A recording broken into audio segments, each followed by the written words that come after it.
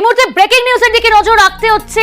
4 জন BJP কর্মী নিখোঁজ, আর সেই নিখোঁজ নিয়েই এবার তরজা শুরু।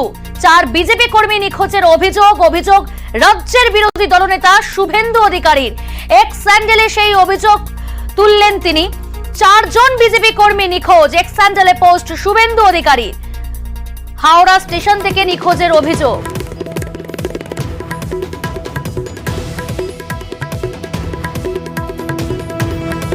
চারজন বিজেপি কর্মী নিখোঁজ, এই নিখোঁজের অভিযোগ শুভেন্দু অধিকারীর। এক্স স্যান্ডেলে সেই অভিযোগ সামলে আনলেন তিনি।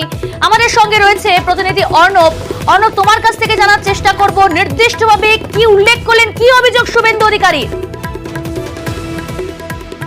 বিরোধী দলনেতা তিনি অভিযোগ করলেন সকালেই টুইট করে যে গতকাল হাওড়া স্টেশনে 4 জন পড়ুয়া তারা খাবার বা বিভিন্ন জিনিস বিলি করছিল হাওড়া স্টেশনের কাছে, যারা আজকে ছাত্র সমাজের ডাকে নবান্ন চলে অভিযানে যোগ দেবে, সেখান থেকে তাদের অপহরণ করা হয়েছে এবং 4 জনের নাম দিয়ে তাদের ফোন নাম্বার দিয়ে তিনি টুইট করেন এবং সেই টুইট করার পর সেখানেই থেমে থাকা নয়, এরপর বিজেপির আর এক নেতা আইনজীবী হাওড়া গোলাবাড়ি থানায় এফআইআর রুজুর জন্য আবেদন রাখেন 4 জনকে ছুটি দেওয়ার জন্য। যে কনসিকুয়েন্স হয় তার আইনি কনসিকুয়েন্স করে গোলাবাড়ি থানার কাছে এফআইআর করেন।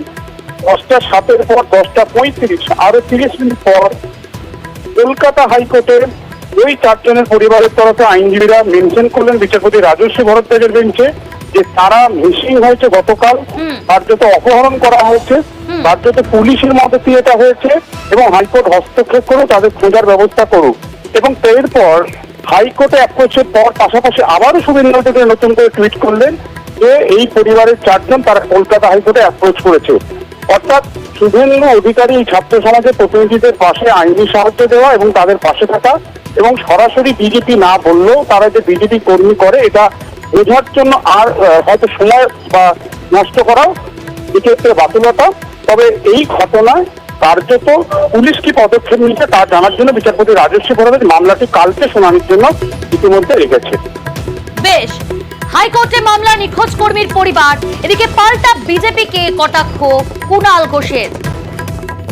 কুণাল ঘোষ তিনিও এক্স স্যান্ডেলে টুইট পোস্ট করেছেন এবং সেখানে তিনি কটাক্ষ করেছেন বিজেপিকে।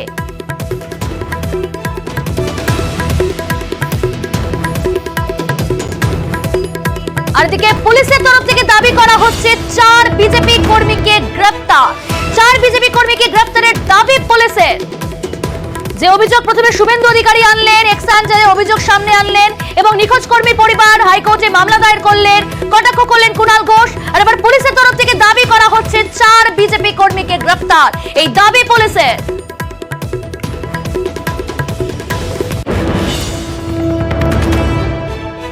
বিজেপি কর্মী নিখোঁজ তরজা